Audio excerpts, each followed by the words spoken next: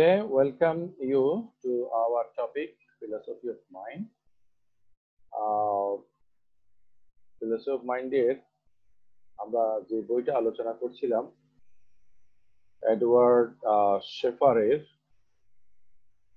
সেই বইটার যে কনসাসনেস চ্যাপ্টার, 5th চ্যাপ্টার, এইটা আজকে আমরা আলোচনা করব। আমার মনে হয় যে তোমরা বোধহয় স্ক্রিন দেখতে পাচ্ছ। স্যার দেখা যাচ্ছে। দেখা গেলে আচ্ছা,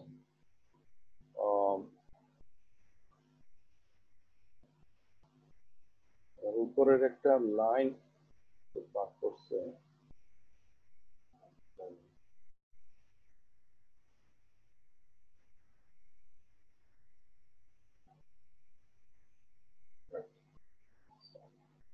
আচ্ছা, তাহলে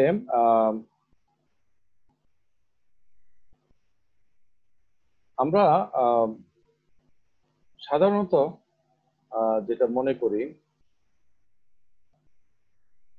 যে মানুষের যে চেতনা, এই চেতনাকে যদি আমরা একদিকে কল্পনা করি, আর এটার পাশাপাশি আমরা এখানে বলছে যে আরো দুটো জিনিস দেখতে পাই, একটা হচ্ছে ইন্টেনশনালিটি, একটা হচ্ছে রিজন। এবং অন্যদিকে আমরা আরেকটা জিনিস দেখতে পাই, সেটা হচ্ছে কোয়ালিয়া। তাহলে কোয়ালিয়াটা হচ্ছে আমাদের যে একান্ত ব্যক্তিগত যে অনুভূতি সেটা, আর ইন্টেনশনালিটি হচ্ছে কোনো একটা সিচুয়েশনে যখন আমরা পড়ি, তখন আমরা যে অবস্থার মধ্যে থাকি সেটাকে আমাদের মাইন্ড রিপ্রেজেন্ট করে, মানে ওয়ার্ল্ডটাকে আমাদের কাছে রিপ্রেজেন্ট করে। এই যে আমি দেখতে পাচ্ছি, মনে করো, ওকে, তোমরা আমাকে দেখতে পাচ্ছ, একটু আগে তোমরা পাওয়ার পয়েন্ট স্লাইডটা দেখছো, ওকে। তাহলে এই তুমি আমাকে দেখতে পাচ্ছ পাওয়ার পয়েন্ট স্লাইডটা, তুমি যেখানে বসে আছো বা যেখানে তুমি আছো সেখানে যা তুমি দেখতে পাচ্ছ, শুনতে পাচ্ছ বা যা কিছু, এই সব কিছু হচ্ছে এই এক্সটার্নাল ওয়ার্ল্ডের, এই সব কিছু তোমার মধ্যে একটা রিপ্রেজেন্টেশন ঘটাচ্ছে। তাহলে এই কাজটা কে করতেছে? আনসার ইজ, এই কাজটা করতেছে আমাদের ইন্টেনশনালিটি। এবং আমাদের এই ইন্টেনশনালিটি যখন এক্সটার্নাল ওয়ার্ল্ডকে আমাদের কাছে রিপ্রেজেন্ট করে, তখন এটাকে আমরা কিভাবে বিবেচনা করি? হ্যাঁ, তো আচ্ছা, এখন আমি মানে এই যে আমার দুইটা হাতের আঙ্গুল এভাবে দেখাইলাম, রাইট? তাহলে এইটা থেকে কি বুঝছো, কেউ একজন বলো।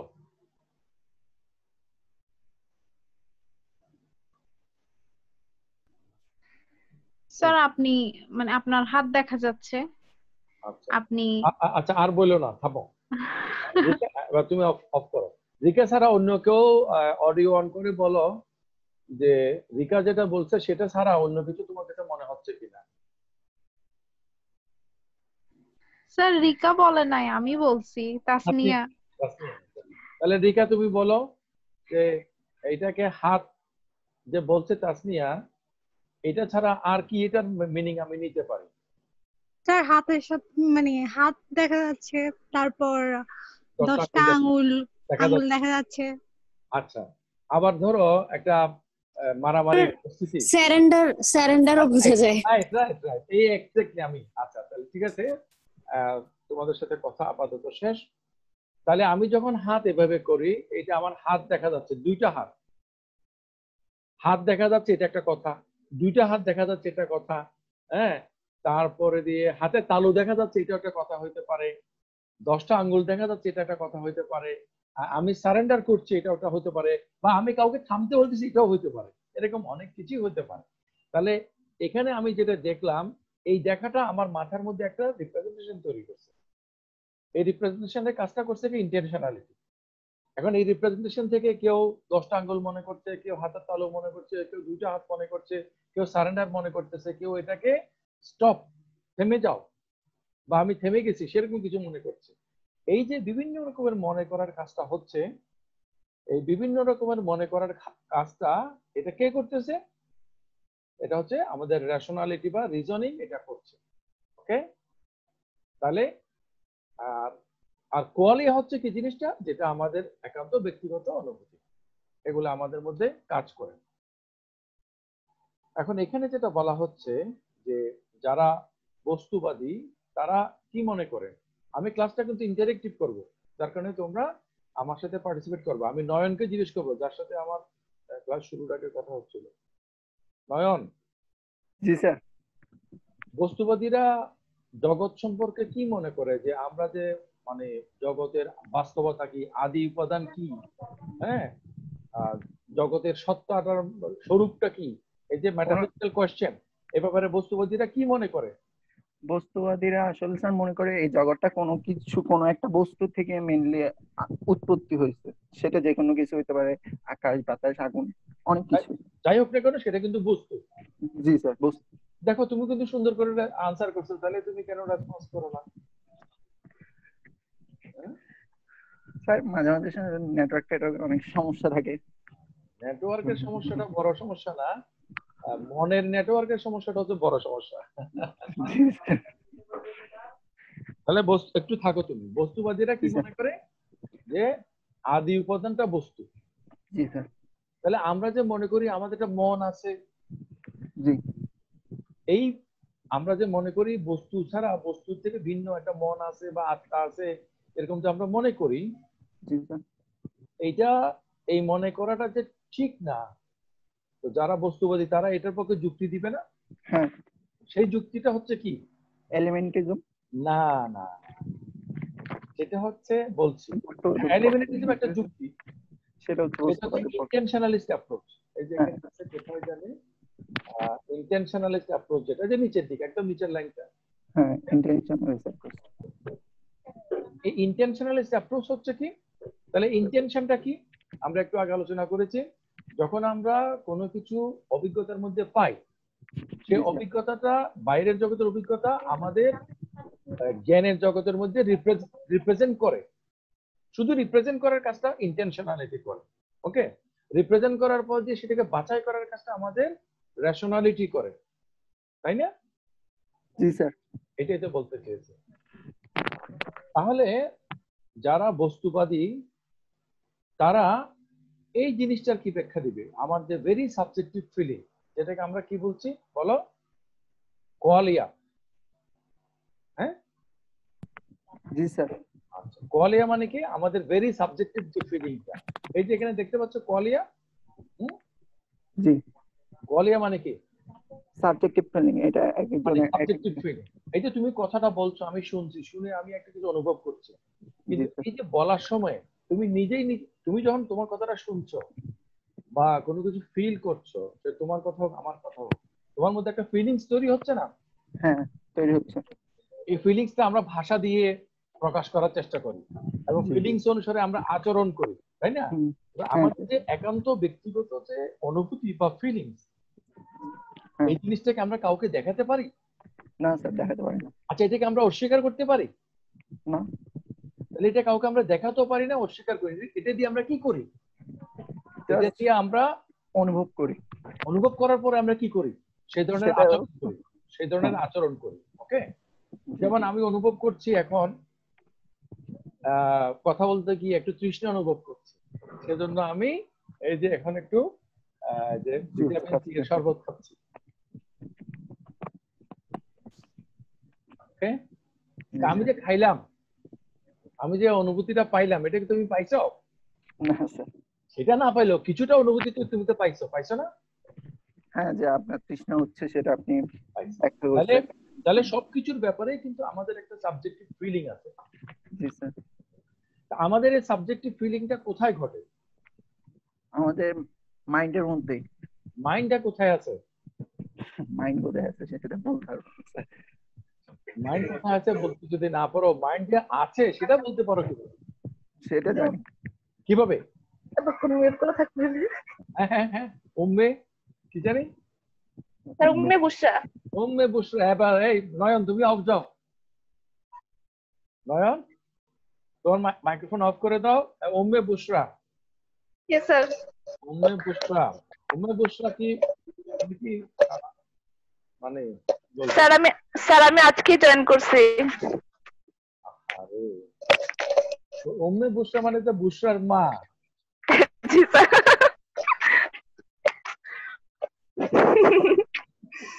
তা সুসংবাদ, বুশরা অর্থ হচ্ছে সুসংবাদ। হ্যাঁ, উম্মে বুশরা মানে যিনি সুসংবাদ নিয়ে আসেন।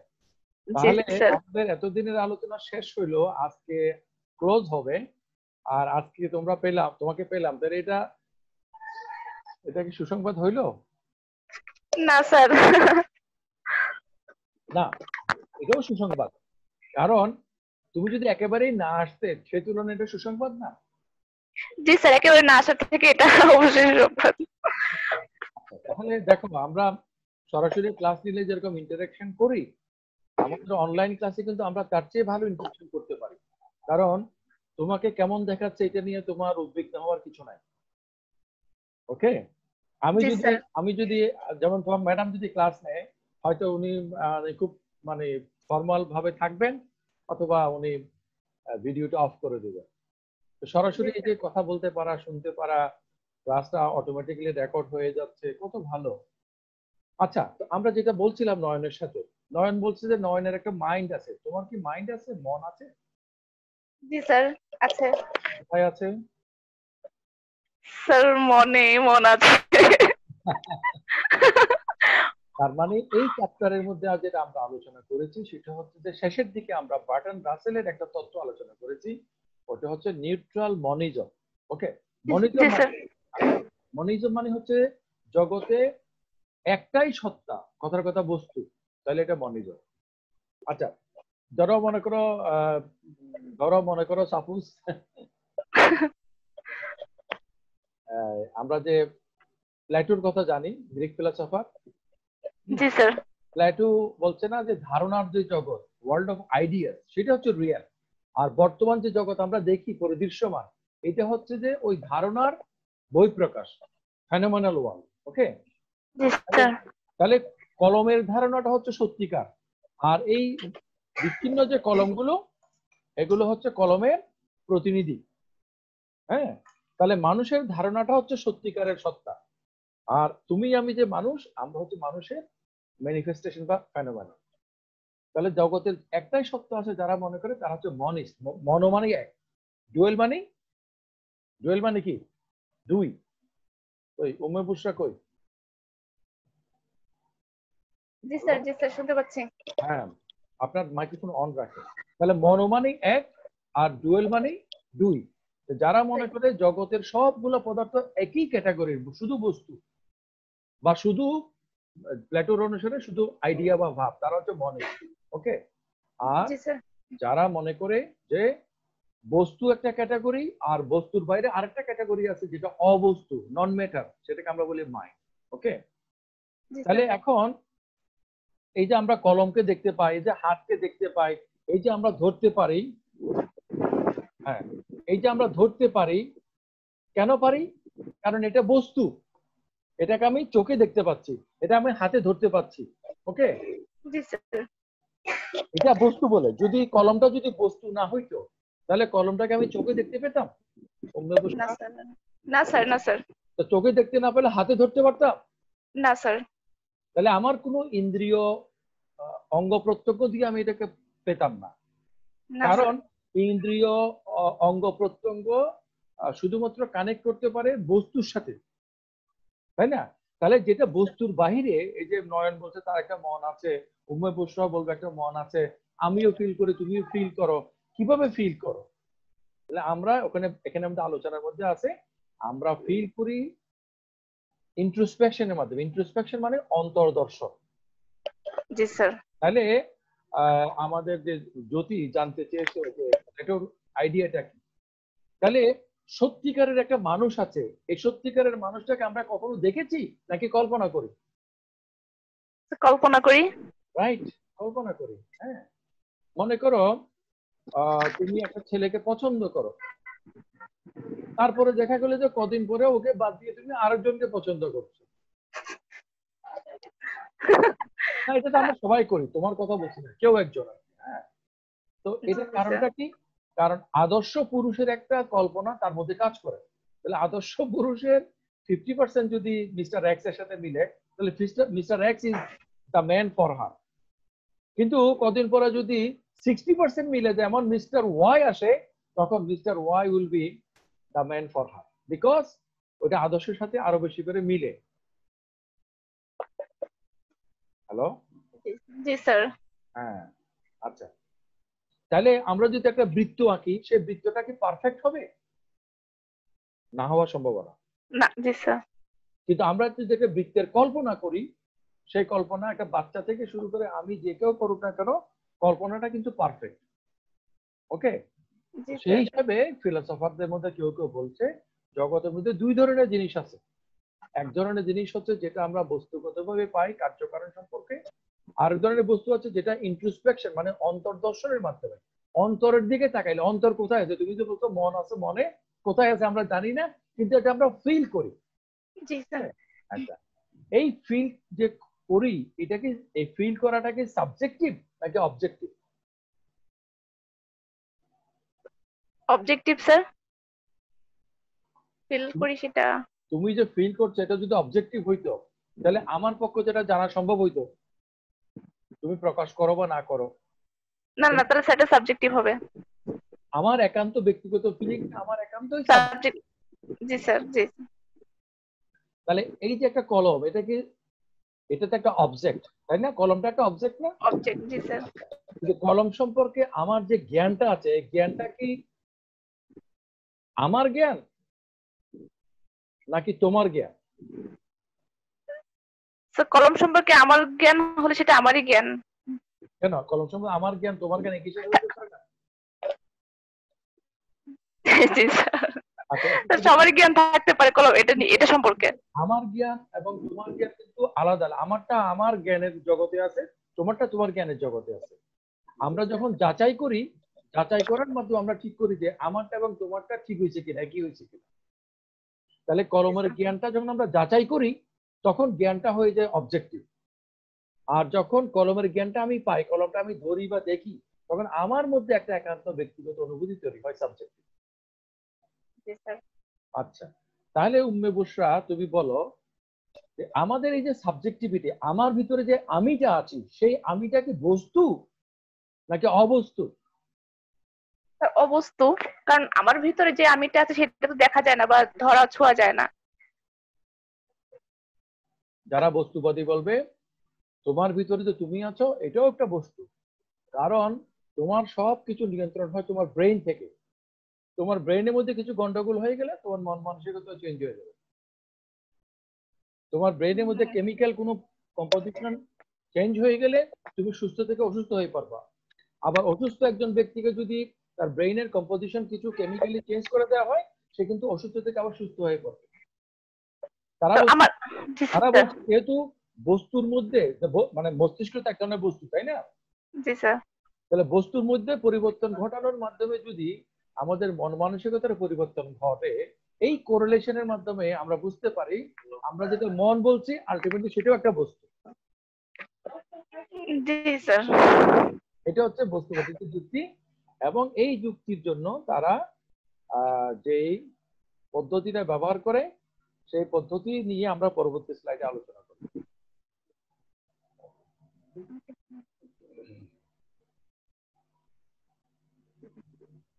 এলিমিনেটিভিজম, তারা বলতে চায় যে আসলে আমাদের মন বলে কোনো কিছু নাই, আমরা ভুল করে মনে করি আমাদের মন আছে। ড্যানিয়েল ডেনেট এটার জন্য যুক্তি দিয়েছেন, এবং তিনি যুক্তি দিয়ে বলছেন যে আমাদের যে পেইন, আমাদের টেস্ট, ফিলিং ইত্যাদি যা কিছু, এই সবগুলো হচ্ছে আমাদের কতগুলো ইন্টেনশনাল স্টেট। মন বলে আসলে তেমন কোনো কিছু নাই, সত্যিকার ভাবেই নাই। তো এখন অডিও অন আছে এমন কেউ আছো?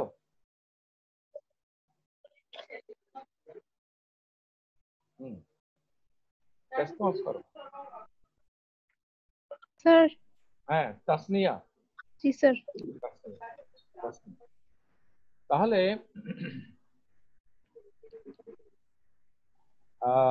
তাসনিয়া, কখনো কি তোমার মানে মন খারাপ হয়? হয় স্যার, অবশ্যই হয়। আচ্ছা, মনে করো কারো মন খারাপ হয়েছে, তাকে জিজ্ঞেস করা হলো যে তোমার কি হচ্ছে, তখন সে বলবে সাপোজ তোমার মন খারাপ কি কারণে হতে পারে, একটা কিছু বলবো আমাকে? মনে করো আজকে কালকে হয়েছে, বলা যায়, শেয়ার করা যায়, সেরকম কিছু? স্যার কোন ফ্রেন্ডের সাথে ঝগড়া হয়েছে বা মনোমালিন্য হয়েছে। আচ্ছা, কি নিয়ে মনোমালিন্য হয়েছে, কথার কথা? কি নিয়ে? এই যে মনে করো, আচ্ছা অনলাইন। মনে করো তুমি একজনকে টাকা ঋণ দিয়েছো, সে তোমাকে টাকাটা ফেরত দেওয়ার কথা কিন্তু টাকাটা ফেরত দেয়নি, সে নিয়ে তার সাথে ঝগড়া হয়েছে, ঝগড়া হওয়াতে তোমার মন খারাপ হয়েছে। এখন জি এই মন খারাপটা বিষয়টাকে যদি আমরা ক্রমান্বয়ে পিছনের দিকে নিয়ে যাই, পিছনের দিকে নিলে আমরা কি পাবো? আমরা কি মানে অবস্তুগত কিছু পাবো, নাকি একটা বস্তুগত কারণ পাবো?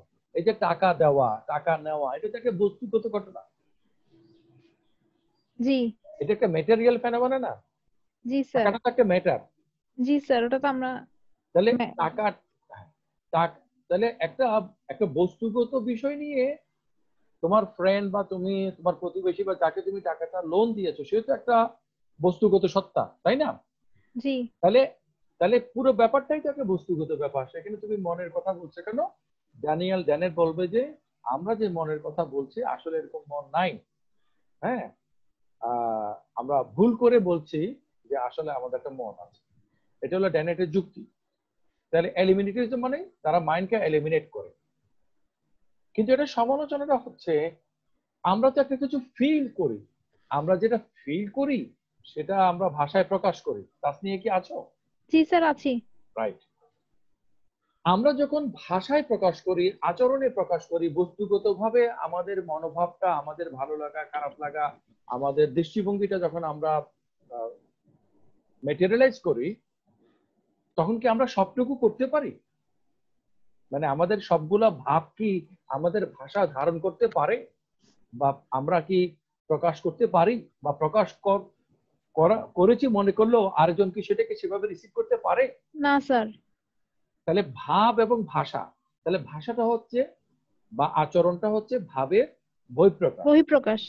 তাহলে ভাবটা মুখ্য নাকি ভাষা বা আচরণটা মুখ্য? স্যার ভাষাটা হচ্ছে মুখ্য, আচরণের বহিঃপ্রকাশ। আমার কথাটা শোনো, আমার যে ভাবটা আমার জন্য সেটাই মুখ্য, প্রাইমারি। আর আমার এই ভাবটা আচরণের মাধ্যমে, ভাষার মাধ্যমে, ভাষা একটা আচরণ যে প্রকাশিত হয়েছে, সে প্রকাশ হওয়াটা সঠিক হয়েছে না ভুল হয়েছে, হ্যাঁ, জি সেইটা যখন কেউ বিবেচনা করবে তখন তার কাছে কিন্তু আচরণটাই মুখ্য। আমি কি ভাবনা পোষণ করি সেটা তার কাছে মুখ্য। আচ্ছা আচ্ছা স্যার, আমরা বলো মানে হচ্ছে স্যার, আমি যে ভাবটা প্রকাশ করছি সেটা আমার কাছে মুখ্য, কিন্তু আমি যে ভাবটা প্রকাশের মাধ্যমটাকে ভাষাটাকে মাধ্যম হিসেবে নিয়েছি, সেটা অন্যের কাছে যে যাচ্ছে, সেটা তারা কিভাবে নিবে তখন সেটা তাদের কাছে মুখ্য হবে। তোমার ভাবটাকে মুখ্য বিবেচনা করবে নাকি ভাষাটাকে মুখ্য বিবেচনা করবে? আমি আমার ভাবটাকে এখন মুখ্য বিবেচনা করছি। তোমার দিক থেকে তো তোমার ভাবটা মুখ্য, কিন্তু জি আরেকজন যখন তোমার কথাটা শুনলো বা অন্যরা শুনলো, তারা যখন তোমার কথাটাকে যাচাই করবে, তখন তুমি জি কথা যা বলেছো, তোমার ভাষার জি মাধ্যমে যেটা প্রকাশিত হয়েছে, সেটাকেই তারা মুখ্য ধরবে নাকি ধরবে হ্যাঁ, না? সেটাকেই তারা মুখ্য ধরবে। রাইট। কারণ তারা জিনিসটাকে অবজেক্টিভলি দেখবে, জি জি আর তুমি জিনিসটাকে সাবজেক্টিভলি দেখবে। সাবজেক্টিভলি। আচ্ছা স্যার, স্যার এবার বুঝছি। রাইট, স্যার এই সাবজেক্টিভলি। ক্ষেত্রে জি স্যার একটু কথা বলবো স্যার, এই ক্ষেত্রে ওই ব্যক্তিটার চিন্তা ভাবনাটা কি ইম্পর্টেন্ট না? কারণটা হচ্ছে মানে আমরা সবসময় কিন্তু মানে একটা মানুষ যদি রেগে থাকে আমরা তার কথাগুলোকে কিন্তু নিই না, কারণ আমরা আমাদের মধ্যে একটা প্রবাদ আছে যে রাগের মাথায় মানুষ অনেক কথাই বলে। তো সবসময় আমরা তো ওই মানুষটা কি বলছে আমরা আমরা সবার আগে দেখি যে সে কোন পরিস্থিতিতে কথাটা বলতেছে। সে যদি হচ্ছে রেগে কথা বলে তাহলে বা মন খারাপ করে কথা বলে, তাহলে আমরা ব্যাপারটাকে খুব মানে খুব শান্তভাবে হ্যান্ডেল করি। ব্যাপারটা কি সেরকম না? হ্যাঁ হ্যাঁ, ব্যাপারটা সেরকম। আমরা আমরা ভাবের মাধ্যমে ভাবের মাধ্যমে আহ,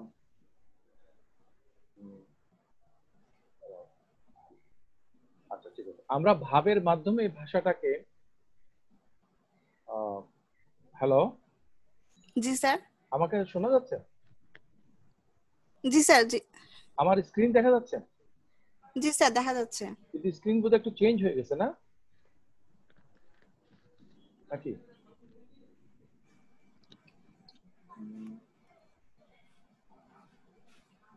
স্যার, আমার সামনের মানুষটা আমার কোন কথাটাকে মুখ্য হিসেবে ধরবে সেটা অ্যাকচুয়ালি তার নিজস্ব মানসিক অবস্থা বলে বিবেচনা করা হবে না? হ্যাঁ হ্যাঁ, দাঁড়া, আমার এখানে আমার স্ক্রিনটা একটু আমাকে ডিস্টার্ব করছে, এই জন্য আমি করছি। আচ্ছা, এখন এখন আমি যে স্ক্রিনটা দেখাচ্ছিলাম লেখাটা, সেটা বোধহয় দেখাচ্ছে না, না? না স্যার। আমাকে দেখাচ্ছে? জি আচ্ছা স্যার। আচ্ছা আচ্ছা, ঠিক ঠিক আছে। তো তাহলে আমরা ভাষার মাধ্যমে ওই ব্যক্তি বা আচরণের মাধ্যমে ওই ব্যক্তি কি প্রকাশ করতে চেয়েছে সেটাকে আমরা ধরতে চাই, সেটাকে বিবেচনা করতে চাই। যেটা তুমি বললা যে রাগান্বিত ভাবে সেটা করেছে, সেটা আমরা একভাবে দেখবো, আর ঠান্ডা মাথায় করেছে সেটা আরেকভাবে দেখবো, তাই না? জি স্যার। রাইট। তাহলে আমরা আচরণকে বিশ্লেষণ করে তার মনোভাবটা জানতে চাই। জি স্যার। সে যখন ঠান্ডা হয়ে যায় তখন আমরা তার সাথে আবার কথা বলি যে অ্যাকচুয়ালি তুমি এরকম কথা কেন বলছো। এটা আমরা চেষ্টা করি, কিন্তু জি স্যার। আমরা কি একজন ব্যক্তির মনোভাব তার আচরণের মধ্য দিয়ে পুরোটা বুঝতে পারি? সবসময় পারি? সেটা অ্যাকচুয়ালি, সেটাই তো বললাম স্যার, আমি অ্যাকচুয়ালি বুঝতে পারবো কিনা সেটা অ্যাকচুয়ালি ডিপেন্ড করতেছে আমি আমার সাথে তার সম্পর্কটা কেমন বা আমি মানুষটা মানসিকভাবে কেমন। কথা হচ্ছে কি জানো, সম্পর্ক, মানুষ, পরিবেশ, পরিস্থিতি, নানা কিছুর কারণে আমাদের মনোভাব বোঝার ক্ষেত্রে বেশ কম হয়। জি স্যার। কিন্তু তাত্ত্বিকভাবে যদি আমরা বিষয়টা জানতে চাই, আমাদের মনের মধ্যে যে ভাবটা থাকে এর পুরোটাই তো আমরা আমাদের ভাষার মধ্যে প্রকাশ করতে পারি না, কিছুটা লেফট ওভার হয়। জি আর স্যার। আমরা যখন বিবেচনা করি অবজেক্টিভলি, নিরপেক্ষভাবে, যে সে কি বলতে চেয়েছে, তার মনোভাবটা কি, সেই বিবেচনা করার ক্ষেত্রে আমাদের যদি ক্যাপাসিটি থাকে, সেই বিবেচনাটা অনেক কাছাকাছি হয়, কিন্তু একেবারে আইডেন্টিক্যাল খাপে খাপে হয় না, পুরোটা হয় না। জি স্যার। এই কথাটাই আমি বলতে চেয়েছিলাম, বুঝছো? আমি এই কথাটাই বলতে চেয়েছিলাম। আচ্ছা, তাই যদি হয় সেই ক্ষেত্রে যে তোমার, তাহলে আমরা আমরা যে একটা কিছু ফিল করি, এই জিনিসটা কি আমরা আমাদের সাবজেক্টিভিটি, এটাকে টোটালি আমরা বাদ দিতে পারি? যদি না স্যার। হ্যাঁ, কে বললো না? স্যার তাসনিয়া বলেছি না। হ্যাঁ, তাসনিম। আচ্ছা, তো সরি স্যার, আমি আনসার দিয়ে দিলাম জ্যোতির্টা। সরি কেন? আল্লাহ, না না স্যার, আমি হুট করে কথা বলে ফেলছি। না না, ইটস ওকে, আমি তো চাচ্ছি কথা বলার জন্য। সেটা হচ্ছে যে আমরা দুটো জিনিসকে বাদ দিতে পারি না। যখন আমরা যাচাই করি তখন আমরা অবজেক্টিভিটিটাকে বাদ দিতে পারি না। কারণ যখন আমরা কারো কোনো আচরণকে বিশ্লেষণ করব, তার আচরণটাকে আমরা দেখব, আচরণের মাধ্যমে আমরা মনোভাব, জ্যোতির সাথে যেটা কথা সেটা বোঝার চেষ্টা করব। কিন্তু তার একান্ত ব্যক্তিগত মনোভাব, সেটা তো আমার নিয়ন্ত্রণের বাইরে। সেটার মধ্যে অ্যাক্সেস আছে একজনের, মনের চাবি আছে একজনের কাছে, সেটা হচ্ছে মনটা যার, চাবিটা তার কাছে।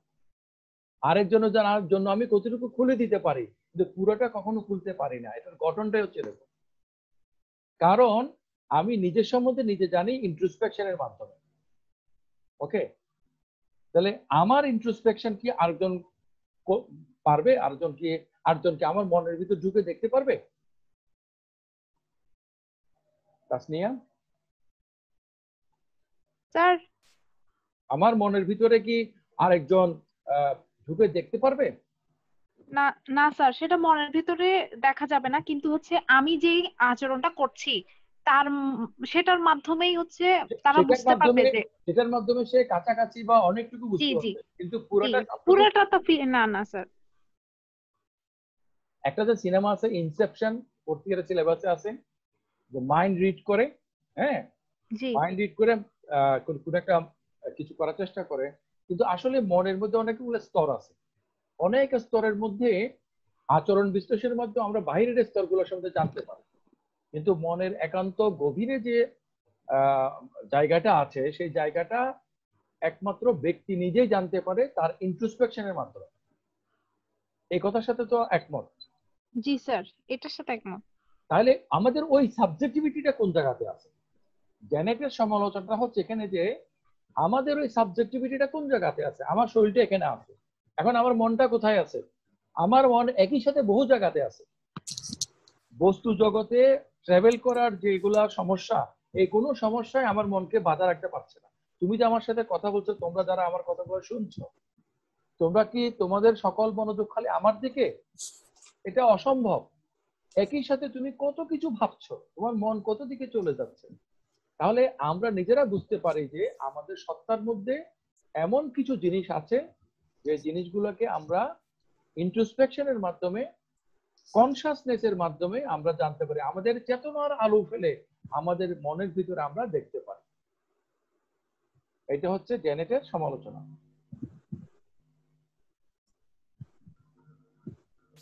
ওকে, জেনেট তখন বলবে একটা কোয়ালিয়া ইনভার্সন সিনারিওর কথা বলবে। তিনি বলবে যে তুমি প্রত্যেকদিন ঘাসটাকে যে সবুজ দেখো, আকাশটাকে নীল দেখো, তারপরে তোমার একটা সার্জারি হইলো, নিউরো সার্জারি। নিউরো সার্জারির মাধ্যমে, হ্যালো স্যার শুনতে পাচ্ছি। হ্যাঁ, নিউরো সার্জারির মাধ্যমে, নিউরো সার্জারি করার পরে দিয়ে তোমাকে যখন তুমি বাড়িতে এসে দেখলা ঘাসগুলো সব লাল, আকাশটা হলুদ, সব উল্টা পাল্টা, তখন তুমি কি করবা? ডেনেট বলবে তখন তুমি আবার জিজ্ঞেস করবা তোমার ঘরের লোকদেরকে, ডাক্তারকে, কি ব্যাপার, এরকম গন্ডগোল কেন হচ্ছে? তখন ডাক্তার বলবে আহা তোমার তো অপারেশনের মধ্যে একটা প্রবলেম হয়েছে, ঠিকমতো লাগানো হয় নাই, আচ্ছা আবার আসো, আবার গিয়ে তোমাকে ঠিকমতো কানেকশনটা লাগাই দিলে তোমার স্নায়ু, তাহলে তুমি ঠিকমতো দেখতে পাইলে। তো ডেনেট বলবে যে এরকম একটা ঘটনা যদি হতে পারে, তাহলে আমরা বুঝতে পারি যে আমাদের একান্ত যে অনুভূতিগুলো, লাল নীল, ভালো লাগা খারাপ লাগা, এগুলা আমরা সমাধান করি আলটিমেটলি একটা মানে নিরপেক্ষ থার্ড পার্সন, যেমন ডাক্তার বা আমার ঘরের লোক আশেপাশে, তাদেরকে তাদের কথা অনুসরণ। তার মানে বোঝা যাচ্ছে যে আমার যে একান্ত অনুভূতি, এটা একবারে একান্ত আমারই নয়। আমার অনুভূতিটা আরো আমার আশেপাশে যারা আছে তাদের উপর নির্ভর করে। সেই হিসাবে আমাদের একান্ত অনুভূতিটা আসলে ততটা একান্ত নয়। কিন্তু এটা সমালোচনা হচ্ছে আমি যখন ডাক্তারের কাছে জিজ্ঞেস করি, আমার মেমোরিকে ব্যবহার করে যখন আমি বোঝার চেষ্টা করি কেন গন্ডগোল হচ্ছে, তাহলে আমি কেন মনে করি যে আমার আশেপাশের লোকেরা যেটা বলছে সেটাই সঠিক? আমি এটা কেন মনে করি? সেটাই, এটা কারণ আমি আমার ভিতর থেকে আমার একটা ফিলিংস হয় যে আমার আশেপাশের সব লোকেরা যেটা বলছে সবারটা ভুল হবে না, নিশ্চয় আমারই ভুল হচ্ছে। তাহলে আমি যে আমার আশেপাশের লোকদের কথাটা সঠিক বলে মনে করি, কেন মনে করি? আমার ভিতর থেকে একটা কিছু আমি ফিল করি। আমার সাবজেক্টিভিটি বলে যে আমার যেহেতু অপারেশন হয়েছে, তাহলে আমার ডাক্তার আমার ব্যাপারে ভালো বলতে পারে। তাহলে ডাক্তারের ব্যাপারে আমার যে একটা নির্ভরযোগ্যতা, এই নির্ভরযোগ্যতাটা আসে কোত্থেকে? আমার সাবজেক্টিভিটির ভিতর থেকে। তাহলে আমার সাবজেক্টিভিটি কি থাকলো না বাতিল হয়ে গেল? থাকলো স্যার। তো সাবজেক্টিভিটি যদি থাকে তাহলে মন কি থাকবে নাকি বাতিল হয়ে যাবে? থাকবে, থাকবে, অবশ্যই থাকবে। মন না থাকলে সাবজেক্টিভিটি কোত্থেকে হইলো, তাই না? আসবে, সেটাই। সেটাই। আচ্ছা, তাহলে আমরা পরবর্তী স্লাইডে যাই। আচ্ছা,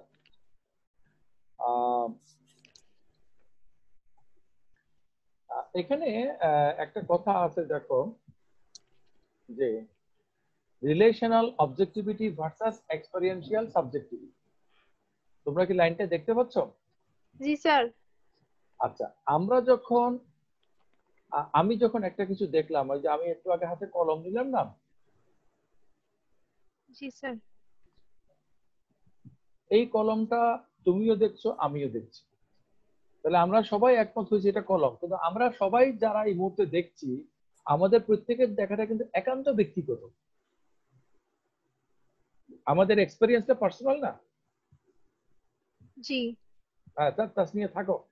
কেউ একজন জি হ্যাঁ এগুলো না বললে আমার ওই যে মানে ইয়া হয় না, যে আমি ইজি ফিল করি না। হ্যাঁ, আচ্ছা স্যার। তাহলে আমরা যে এটাকে দেখতে পাচ্ছি এটা আমাদের একান্ত ব্যক্তিগত অভিজ্ঞতা, কিন্তু এটা যে কলম আমি অনুভব করছি, তুমি যে বলছো এইসবগুলো ঠিক হচ্ছে কিনা আমরা যেটা যাচাই করছি। হ্যাঁ, জি। আমি যদি বলি এটা কলম, তুমি কি বলবা? হ্যাঁ বলবো না না বলবা? হ্যাঁ বলবো। কেন হ্যাঁ বলবো? কারণ তুমি এটা সম্বন্ধে যেটা অনুভব করছো সেই অনুভবের সাথে এটা মিলে গেছে, তাই না? জি স্যার। তো তোমার অনুভব আমার অনুভব দুইটা কি কোনো জায়গাতে এভাবে লাগছে যাতে আমরা বুঝে গেলাম যে এটা মিলে গেছে? না স্যার। তাহলে আমরা কিভাবে বুঝলাম? স্যার, স্যার বলবো? বলো। স্যার কারণ হচ্ছে একটা কলম সম্পর্কে যে ধারণাটা আমাদের থাকা দরকার, হ্যাঁ আপনার হাতে একটা কলম আছে সেইটা সম্পর্কে যে ধারণাটা থাকা দরকার, আপনার কাছেও সেই ধারণাটা, আপনার সাবজেক্টিভিটি থেকেও সেই ধারণাটা আছে কলম সম্পর্কে, এবং আমার কাছে আমার ওন মানে আমার নিজের সত্তার কাছে কলম সম্পর্কে সেই ধারণাটা আছে। তো যেহেতু মানে এই ক্ষেত্রে এই মিলটা হয়েছে, মানে আমার কাছেও কলম যেটা আমরা কলম বলতে যেটা বুঝি সেটা হচ্ছে আপনি হাতে যেটা নিয়েছেন সেটা আমি ওটাকে কলম বলবো, আবার হচ্ছে আপনিও সেই ঠিক সেম সেম জিনিসটাকে কলম বলবেন। শোনো, আমি যেটা এই কলমটা হাতে নিলাম, এরপর এটা আমি রেখে দিলাম, তাহলে আমি হাতে যে একটু আগে যে কলম নিয়েছিলাম, হাতে একটু আগে আমি কি নিয়েছিলাম, আমি যদি জিজ্ঞেস করি তোমরা সবাই বলবে কলম, এবং আমি অথেন্টিকেট করবো হ্যাঁ কথাটা সঠিক হয়েছে। তাহলে কলমটা তো এখন আমার হাতে নাই, তোমরা এখন দেখতেও পাচ্ছ না, কিন্তু কলমটা এখন কোথায় আছে? কলমের জ্ঞানটা আমাদের মাথার মধ্যে আছে। জি। কারণ আমার মাথার মধ্যে যে কলমের জ্ঞানটা আছে সেটা বাইর করে পাল্লা দিয়ে যে আমরা যে মাপি, তাহলে তোমার মাথার জ্ঞান, তোমার আইডিয়ার সাথে আমার জ্ঞান এভাবে কি কোথাও কি আমরা মাপছি? না। তাহলে আমরা কেমনে বুঝছি যে এটা এক হয়েছে? স্যার আমাদের ধারণাটা আছে ওটার, ধারণা তো আমাদের ধারণা, ধারণা তো বাইর আমরা করা যায় না মস্তিষ্ক থেকে। আমরা কি কোনো ধারণা বের করছি? তাইলে আমরা যখন যাচাই করি তখন আমরা ধারণাটা বের করি না, আমাদের ধারণা আমাদের মস্তিষ্কে থাকে। কিন্তু কিভাবে জানি মিস্টেরিয়াস, আমরা জানি না কিভাবে ঘটে। এই কম্পিউটারটা কিভাবে কাজ করছে আমি কি জানি? না স্যার। জানি না, কিন্তু আমি কম্পিউটারটা ব্যবহার করছি। আমি যে মোবাইল থেকে যে এখানে কানেক্টেড হয়েছি ওয়েবক্যামে, এই মোবাইলটা কিভাবে কানেকশনটা দিচ্ছে আমি তো জানি না। একটা তার লাগাইছি, এটা কোনো উত্তর হইলো? তারটার ভিতর দিয়ে কি হচ্ছে, তার মানে কি? আমার মস্তিষ্ক কিভাবে কাজ করে আমি কি জানি? আমি জানি না। আমরা আসলে বাস্তবে অনেক কিছু জানি না, কিন্তু আমরা সেগুলাকে মানে এগুলাকে আমরা কাজে লাগাই। কিভাবে যে আমরা কাজে লাগাই সেটা আমরা জানি। এই যে আমি কথা বলছি, আমার ভোকাল কর্ডটা কিভাবে কাজ করছে, ফোনেটিক্স নিয়ে যে কাজ করে সে যত ভালো বলতে হবে আমি কিন্তু বলতে পারবো না। আমার মোবাইলটা সম্পর্কে মোবাইল অপারেটররা, ইঞ্জিনিয়াররা যা বলতে পারবে বলতে পারবো না, কিন্তু তাতে করে তো আমি মোবাইল ব্যবহার করার কোনো অসুবিধা হচ্ছে না। ওকে, তাহলে আমরা বুঝতে পারি যে এই আমাদের এক্সপেরিয়েন্স গুলার দুটা দিক আছে, একটা হলো সাবজেক্টিভ দিক, একটা হলো অবজেক্টিভ দিক। যখন আমরা যাচাই করি, এই যে এখানে দেখতে পাচ্ছ একটা রিলেশন এস্টাবলিশ করি, তখন ব্যাপারটা অবজেক্টিভ। আর যখন আমরা ফিল করি, এক্সপেরিয়েন্স করি, তখন ব্যাপারটা সাবজেক্টিভ। তাহলে আমাদের যে একান্ত অনুভূতি, যেটাকে আমরা কোয়ালিয়া বলছি, এইটা আমাদের দিক থেকে সাবজেক্টিভ, কিন্তু এটাকে যখন আমরা একটা নলেজ ক্লেম করি, কোনো আচরণে বহিঃপ্রকাশ ঘটায় আমাদের মনোভাবে, তখন সেই মনোভাবটা আরেকজন যাচাই করে, তার মতো করে যাচাই করে। তাহলে ও ওর মতো যাচাই করে, আমি আমার মতো অনুভব করছি, তাহলে সঠিক হয়েছে কিনা কেমনে বুঝবো?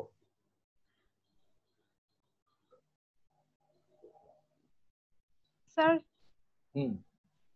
স্যার সঠিক হয়েছে কিনা কেমনে বুঝবো, মানে এই ক্ষেত্রে আমরা কি ওটাকে কলম বলছি আসলেই কলম কিনা, মানে কেমনে বুঝবো, এরকম এরকম করে কি বলা যাবে বিষয়টা? মনে করো আমি একটা জিনিস যাচাই করলাম, তোমরা তো জ্ঞান তত্ত্ব কোর্স করেছো, জানো?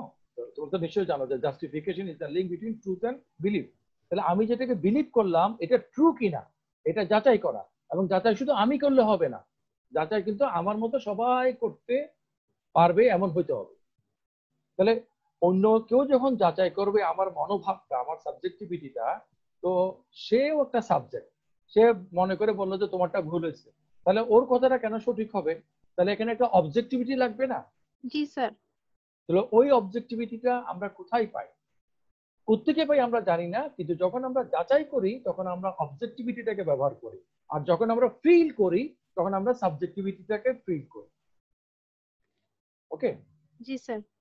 তাহলে এই যে এখানে কথাটা এখানে আছে, আমি এই স্লাইডটা পরবর্তীতে যে রিলেশন, এই যে রিলেশনাল অবজেক্টিভিটি, তাহলে আমাদের কোয়ালিয়া গুলো হচ্ছে যখন যাচাই আমরা করি জ্ঞানের দিক থেকে, সেগুলো হচ্ছে অবজেক্টিভ। কারণ আমার অনুভূতিটাকে যখন আমি, ক্লাস নিয়ে কি আছো? জি স্যার আছি আমি। আমার অনুভূতিটাকে যখন আমি প্রকাশ করি তখন কি সেটা আমার একান্ত বিষয় থাকে, নাকি অন্যদের জন্য সেটা অ্যাকসেসেবল হয়?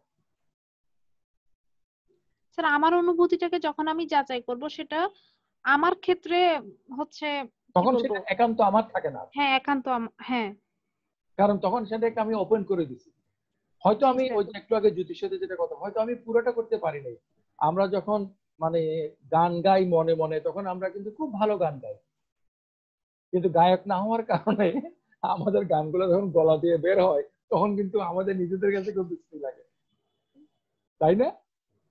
জি স্যার, আমরা হেজিটেট করি। ওকে, আমাদের মধ্যে প্রতিনিয়ত অনেকগুলা আমাদের সিনেমার মতো অনেক ছবি ভাসে, অনেক কথা হয়, আমরা নিজেরা সবসময় একটা সেলফ কনভারসেশনের মধ্যে দিয়ে যাই, একটা ইনার পারসেপশন আমাদের মধ্যে ঘটে। কিন্তু যখন আমরা এটার বহিঃপ্রকাশ ঘটাই তখন জি। অন্যরা কিন্তু সেটা যাচাই করতে পারে। তাহলে অন্যরা যখন যাচাই করে তখন সে একটা অবজেক্টিভলি যাচাই করে। তাহলে আমাদের অভিজ্ঞতাগুলো যখন আমরা প্রকাশ করি তখন সেগুলা কিন্তু অবজেক্টিভ হয়ে পড়ে। আর প্রকাশ যেটা হইছে বা আমি করছি, এটার গোড়াতে আমার যে জাজমেন্ট বা যেটা আমার আইডিয়া আছে সেটা হচ্ছে আমার সাবজেক্ট। বোঝা গেছে? জি স্যার। কেমনে বোঝা যাচ্ছে এত কঠিন কঠিন জিনিস? স্যার আসলে আমি তো আগেই আপনার মানে এই জিনিসগুলা আসলে শুনতেছি, তো তা আমি লিখতেছি আপনি যেটা বলতেছেন ওইটা, তা আমার মজা লাগতেছে। Thank you. এরপরে রিপ্রেজেন্টেশনাল এবং হায়ার অর্ডার থিওরিস এর কথা যারা বলছে তারাও বস্তুবাদী। তারা বলতে চাচ্ছে যে এই যে কলমের কথা যদি আবার বলি, এই কলমটা দেখে একটা রিপ্রেজেন্টেশন আমার ব্রেনের মধ্যে তৈরি হয়েছে, কিন্তু আমার ব্রেনের মধ্যে কিন্তু কলমের কোনো অংশ নাই।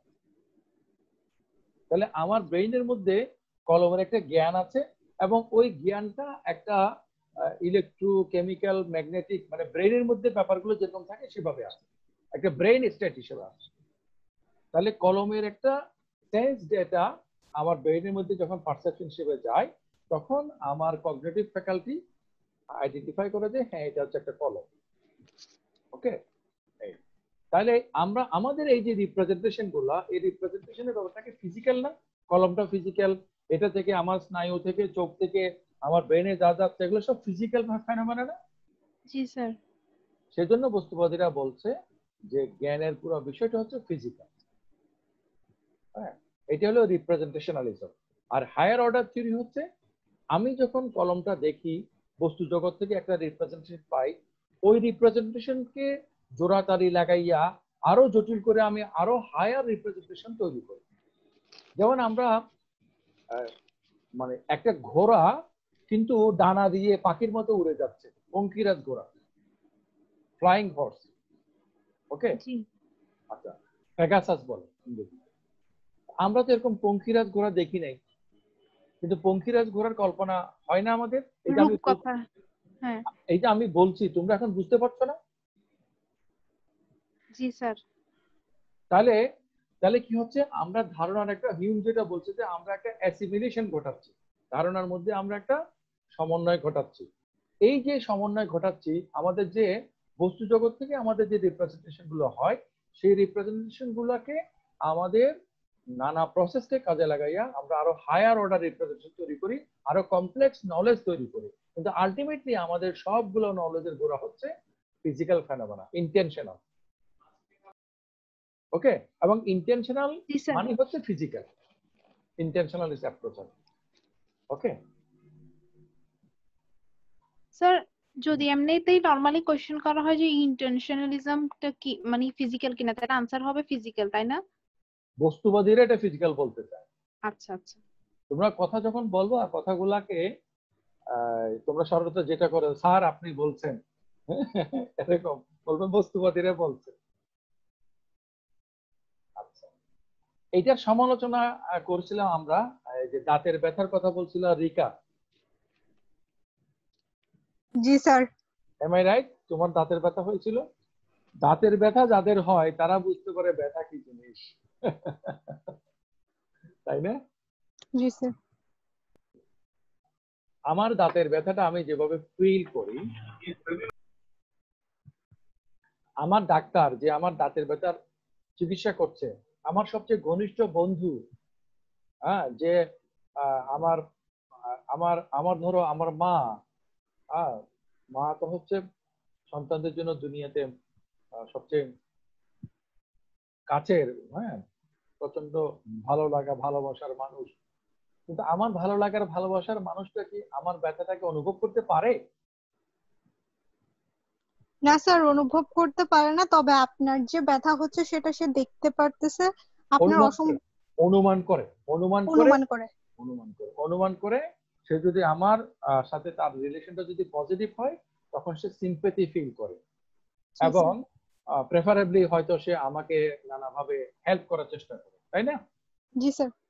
কিন্তু আমার এই যে একান্ত অনুভূতি, এই অনুভূতিটা তো আমি ফিল করি। আমি কোথায় ফিল করি এটা আমি জানি না, কিন্তু আমি যে ফিল করি এই জিনিসটা আমি অস্বীকার করতে পারি না। এবং আমি যেভাবে ফিল করি, আমরা সবাই এটা এক্সপেরিয়েন্স করি, যে আমরা সবাই সেটা ফিল করি। সুতরাং এটাকে আমরা এটা যে না, এটা অস্বীকার করা যায় না। এটা যদি থাকে, হ্যাঁ, এই জিনিসটা যদি থাকে, তাহলে আমরা কিভাবে বলবো যে আমাদের ইন্ট্রিনসিক সাবজেক্টিভিটি নেই? আমাদের সাবজেক্টিভিটি হচ্ছে আসলে ফিজিক্যাল। এই কথাটাকে আমরা বলতে পারি? জি স্যার, অবশ্যই বলতে পারি না।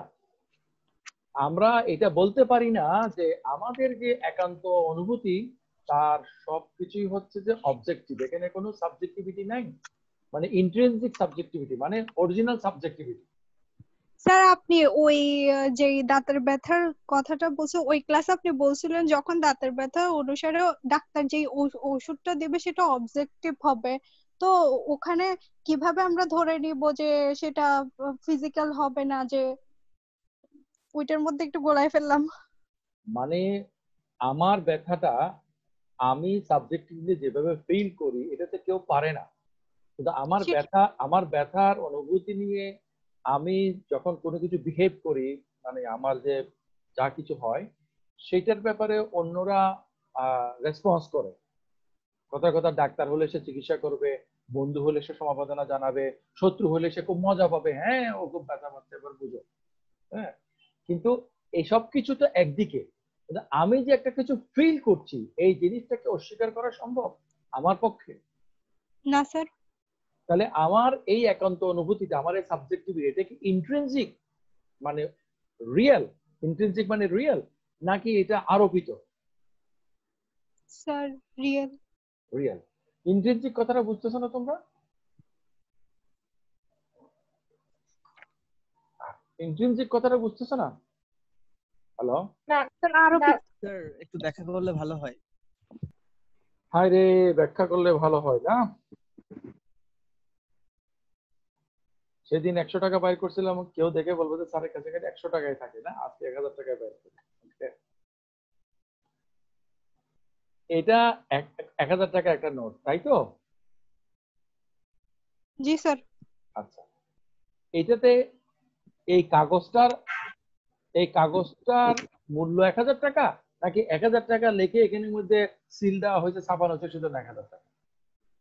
সিল দেওয়া হয়েছে সেই তাহলে জন্য এই কাগজটার যে মূল্য সেটা হচ্ছে পরত মূল্য, মানে এক্সট্রিনজিক, মানে এক্সটার্নালি এটাকে দেওয়া হয়েছে। ওকে। আর আমরা যখন এই যে মনে করো এই গ্লাসটা দিয়ে আমি দেখতে পাচ্ছি চশমাটা, ওকে, এই চশমাটার যে ট্রান্সপারেন্সি, এই ট্রান্সপারেন্সিটা কি কোনো কোম্পানি বানাই দিছে, নাকি মানে গ্লাস মানে ট্রান্সপারেন্ট। স্যার বানাই দিছে। হ্যাঁ, গ্লাস মানে ট্রান্সপারেন্ট। যেমন স্বর্ণ, স্বর্ণের মূল্যটা হচ্ছে ইন্ট্রিনসিক। স্বর্ণটার উপরে স্বর্ণ লিখে দিছে, এই জন্য স্বর্ণ হয় না, এটার গঠনের কারণে স্বর্ণ হচ্ছে। তাহলে সাবজেক্টিভিটিটা কি ইন্ট্রিনসিক নাকি এক্সট্রিনসিক? মানে সাবজেক্টিভিটি কি কেউ আরোপ করে নাকি সাবজেক্টিভিটি মানে সাবজেক্টিভিটি এটা অ্যাজ সাচ? আরোপ করে না স্যার। স্যার আরোপ করে না, ইন্ট্রিনসিক হবে। তাহলে সাবজেক্টিভিটি যদি ইন্ট্রিনসিক হয়, হ্যালো জি স্যার। সাবজেক্টিভিটি যদি ইন্ট্রিনসিক হয় তাহলে এই সাবজেক্টিভিটি কোথা থেকে আসে? Sir physical. সাবজেক্টিভিটি তো নন ফিজিক্যাল, অবজেক্টিভিটি হচ্ছে ফিজিক্যাল। এই যে আমি কলমটা দেখতে, এই কলমটা কি সাবজেক্টিভ না অবজেক্টিভ? সাবজেক্টিভ। কলমের জ্ঞানটা সাবজেক্টিভ। স্যার ওটা তো আমি দেখতে পারতেছি, যেহেতু বস্তু সেটা সাবজেক্টিভ হবে না। হ্যাঁ, বস্তু কেন সাবজেক্টিভ হবে? সেটাই তো। বস্তু তো বস্তুগত, বস্তু তো বস্তুগত হবে, বস্তু কি অবস্তুগত হবে? না স্যার। বস্তুর কি এই কলমটার জ্ঞান আছে নাকি এই কলমটার সম্বন্ধে আমার জ্ঞান আছে? কলম সম্পর্কে আমাদের আমার জ্ঞান আছে। আচ্ছা, তাহলে কলম বাদ দিয়ে মনে করো তোমরা ভার্সাস আমি। তাহলে বাস্তবতা হচ্ছে আমাকে তুমি যতই শ্রদ্ধা করো, ভালোবাসো, ভালো জানো, আমি কিন্তু তোমার কাছে একটা জীবন্ত বস্তু। তোমার নিজের কাছে তুমি নিজে যেভাবে, তুমি নিজেকে নিজে যেভাবে ফিল করো সেভাবে কি তুমি আর কাউকে ফিল করতে পারো? তুমি কাছাকাছি ফিল করতে পারো সবচেয়ে আপন মানুষকে, কিন্তু আমি তো তোমার কাছে একটা বস্তু, তবে সেটা জড় বস্তু নয়, বরঞ্চ একটা জীবন্ত বস্তু। ওকে, জি স্যার। তাহলে তোমার যে সাবজেক্টিভিটি এটা একান্তই তোমার, তুমি কি এটাকে অস্বীকার করতে পারো? না। তাহলে তোমার সাবজেক্টিভিটি তুমি অস্বীকার করতে পারো না, তাহলে আমি যদি তোমারই মতো হই তাহলে আমার কি সাবজেক্টিভিটি আছে? আছে স্যার, আপনার নিজস্ব সাবজেক্টিভিটি আপনার কাছে আছে। সেটা তুমি ইনফারেন্স করো, এটা তুমি অনুমান করো, তাই না? জি স্যার। এটা তুমি অনুমান করো যে আমার যেহেতু একটা একান্ত অনুভব আছে, তাহলে আমার ক্যাটাগরির মানে আমার স্পেসিসের আমার মতো একটা মানুষ যদি তিনি হয়ে থাকেন তাহলে তারও একটা একান্ত অনুভূতি থাকবে, তাই না? জি। তাহলে একান্ত এই অনুভূতিটা এটা কোথায় ঘটছে? এটা মনের মধ্যে করছে। এই অনুভূতিগুলো ধারণ করার জন্য মন নামক একটা সত্তা থাকতে হবে। মন মানে কি? মন মানে হচ্ছে যেটা বস্তু নয়। তাহলে এই বস্তু যেটা আমার শরীর বা যা কিছু আর আমার মন, এগুলো একটার সাথে একটা কিভাবে কাজ করে? ডেকার্ট বলবে ক্রিয়া প্রতিক্রিয়ার মাধ্যমে কাজ করে। আর এক একজন, কেউ প্যারালালিজমের কথা বলছে, কেউ অকেশনালিজমের কথা বলছে ইত্যাদি। আর বস্তুবাদীদের মতে আমাদের মন যেটা, সেটা যেহেতু একটা বস্তু, তাহলে বস্তু বস্তুর সাথে কাজ করে, সবই বস্তু। তাহলে আমি যখন কলমটা দেখি তাহলে কলমটা একটা বস্তু, আমি দেখছি এটা একটা বস্তু প্রক্রিয়া, আমার মস্তিষ্কের মধ্যে এটা প্রসেস হচ্ছে, এটাও একটা বস্তুগত প্রক্রিয়া।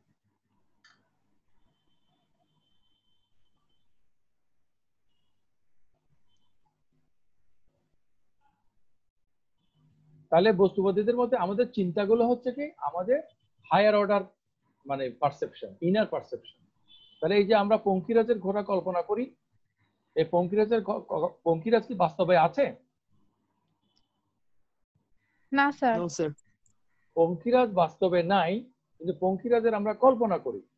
কিভাবে করি? আমাদের ইনার পারসেপশনের মাধ্যমে। আমরা ঘোড়ার অভিজ্ঞতা এবং পাখির অভিজ্ঞতাকে জোড়া লাগাইয়া পঙ্কিরাজের কল্পনা করি। আচ্ছা, এরপরে আমরা আলোচনা করেছি যে ফাংশনালিজম। ফাংশনালিজম মানে হচ্ছে, মানে কলম মানে কি? কলম মানে হচ্ছে যা কলমের কাজ করে সেটা হচ্ছে কলম। তাহলে চশমা মানে কি? যেটা চশমার কাজ করে সেটা হচ্ছে চশমা। তাহলে মুদ্রা, কারেন্সি, কারেন্সি মানে কি? যেটা কারেন্সির কাজ করে সেটা। ওকে, এখন মনে করো আমার হাতে একটা 10 টাকার নোট আর একটা 10 টাকার কয়েন আছে। তো কয়েনটা হলো মেটাল আর নোটটা হলো পেপার। তো 10 টাকার নোটের মূল্য কি মানে পেপার কারেন্সি 10 টাকা আর কয়েন 10 টাকা, দুটাই কি 10 টাকা? স্যার জি মূল্য স্যার। দুটারই তো 10 টাকা, কিন্তু মানে হচ্ছে গঠন কিন্তু ভিন্ন, জি স্যার যে এটাই মূল্যটা সমান। যেমন সমান। আমরা এই মুহূর্তে যারা ক্লাস করছি আমরা সবাই হচ্ছে যে ফিলোসফি চিটাগং ইউনিভার্সিটি 3rd ইয়ার বিএ অনার্সের স্টুডেন্ট এবং আমি সেখানে একজন টিচার। তাহলে এইটা কিসের ক্লাস? এটা 3rd ইয়ার অনার্সের class Chittagong university philosophy department. তাহলে আমরা কিন্তু ক্লাসের পার্টিসিপেন্ট হিসেবে সবাই সমান। সব স্টুডেন্টরা সমান না? কারো স্টুডেন্টশিপ কি বেশি বা কম? না স্যার। স্টুডেন্ট হিসেবে কেউ ভালো বা খারাপ হতে পারে, স্টুডেন্টদের মধ্যে কেউ মানে জেন্ডার ডিফারেন্স থাকতে পারে, আরো নানা ধরনের ডিফারেন্স থাকতে পারে, কিন্তু স্টুডেন্টশিপ সবার সমান। তাহলে ফাংশনালিজম বলবে ছুরি হচ্ছে যেটা কাটে সেটা ছুরি, যেটা মেটাল হইলেও ছুরি, সেটা যদি প্লাস্টিকের হয় তাও ছুরি। তাহলে এই ফাংশনালিজম হচ্ছে একটা বস্তুবাদী মতবাদ। ওকে, তাহলে আমাদের যে চিন্তা, আমাদের চিন্তাটা কোথায়? আমাদের মনে ঘটে। তাহলে চিন্তা থাকাটা মন থাকার প্রমাণ।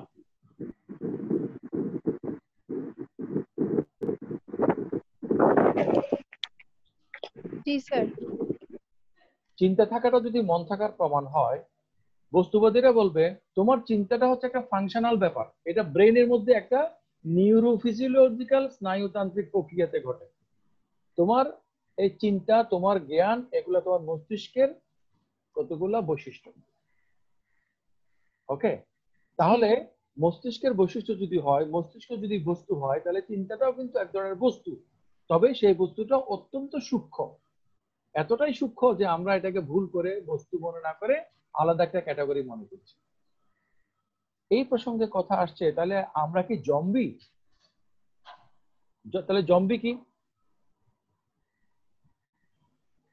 কেউ কারো কারো মনে আছে আগের ক্লাসে একটু জি স্যার। যার কোয়ালিয়া নেই। রাইট রাইট রাইট রাইট, এটা বোধহয় আমাদের সোহানি বলছে না? জি স্যার। দেখছো তোমার গলার আওয়াজের সাথে আমি পরিচিত হয়েছি। হ্যাঁ, আমার আবার ভয়েস রিকগনিশনের একটা অদ্ভুত ক্যাপাসিটি আছে। সোহানি যদি আজকে থেকে 20 বছর পরে আমি যদি বেঁচে থাকি, আমাকে ফোন করে, আমি মনে হয় কয়েক সেকেন্ডের মধ্যে 2-3 সেকেন্ডের মধ্যে ধরে ফেলবে যে এটা হচ্ছে আমাদের সেই student Sohani. Sir thank you sir. Sir এরকম মনে রাখলে তো আমার জন্য অনেক বড় ব্যাপার হবে। তোমাকে বিশেষ ভাবে না, মানে গলার আওয়াজের প্যাটার্ন মনে রাখার একটা অদ্ভুত আমার ক্যাপাসিটি আছে, এটা আমার ওয়াইফ জানে, তোমাদের ম্যাডাম জানে। হ্যাঁ, আচ্ছা, যেটা আমি বলছিলাম সেটা হচ্ছে যে মানুষ তাহলে আচ্ছা, ক্লোন মানে কি? ক্লোন স্যার ক্লোন মানে হচ্ছে আমার মতোই একটা অবয়ব, কিন্তু আমি না। আচ্ছা, রাইট। রোবট মানে কি? রোবট স্যার আমি বলবো, স্যার রোবট হচ্ছে আপনি এটাকে বাহির থেকে আমরা নিয়ন্ত্রণ করব এমন কোন জিনিস, কিন্তু এটা বাহির থেকে নিয়ন্ত্রিত হবে, কিন্তু এর এর মধ্যে মন বা অনুভূতির যে বিষয়টা সেটা থাকবে না, বা এটা হচ্ছে একটা আর্টিফিশিয়াল। রোবটটাকে যদি এমন ফাংশন করে দেওয়া হয় যে তোমাকে যদি কেউ জিজ্ঞেস করে তোমার মন আছে কিনা, তুমি বলবে হ্যাঁ আমার মন আছে, বলে তোমার মন কেমন করছে, বলে আমার মনটা খুব উড়ু উড়ু করছে।